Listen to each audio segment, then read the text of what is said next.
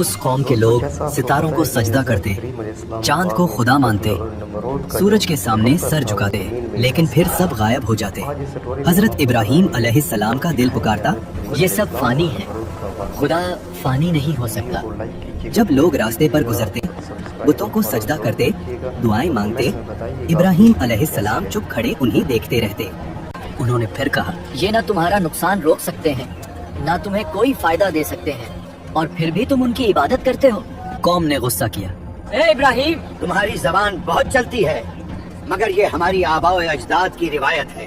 دیر رات تک دن بھر ابراہیم علیہ السلام ہر دروازے تک جا کر لوگوں کو سمجھاتے رہے، تمہارا رب وہ ہے جس نے آسمان، زمین، ستارے، سورج، سب کچھ پیدا کیا۔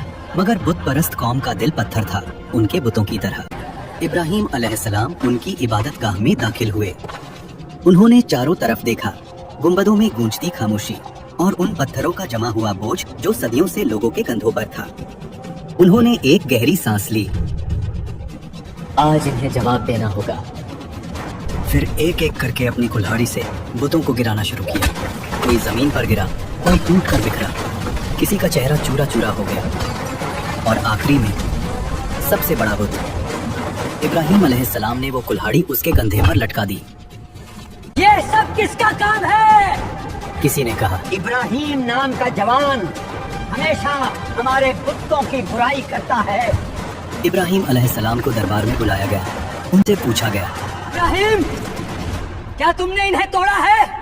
انہوں نے جواب دیا، جب یہ سب سے بڑا بت سلامت کھڑا ہے تو اس سے پوچھ لو، شاید یہی بتائے کس نے باقی بتوں کو توڑا۔ ابراہیم، تم جانتے ہو کہ یہ بول نہیں سکتے۔ جب تم جانتے ہو کہ یہ بول نہیں سکتے، چل نہیں سکتے، فائدہ نہیں دے سکتے، نقصان نہیں پہنچا سکتے، تو پھر تم انہیں رب کیوں بناتے ہو؟ یہ آواز ہواؤں میں گھومی، لوگوں کی زبان سے ٹکرا کر نمرود کے محل تک پہنچ گئی۔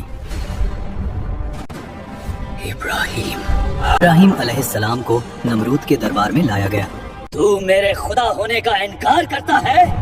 ابراہیم علیہ السلام نے نرمی سے کہا، میرا رب وہ ہے جو زندگی دیتا ہے اور موت دیتا ہے۔ یہ کام تو میں بھی کرتا ہوں۔ پھر اس نے 2 قیدیوں کو بلایا اور ایک قیدی کو معاف کر دیا، دوسرے کو مرنے کا حکم دے دیا اور بولا، دیکھو، میں بھی زندگی اور موت دیتا ہوں۔ میرا رب سورج کو مشرق سے نکالتا ہے، اگر تو خدا ہے تو اسے مغرب سے نکال۔ دربار جم گیا۔ اس نے حکم دیا، سب سے بڑی آگ جلاؤ جو اس زمین نے کبھی نہ دیکھی ہو۔ حضرت ابراہیم علیہ السلام کے ہاتھ بندھے گئے۔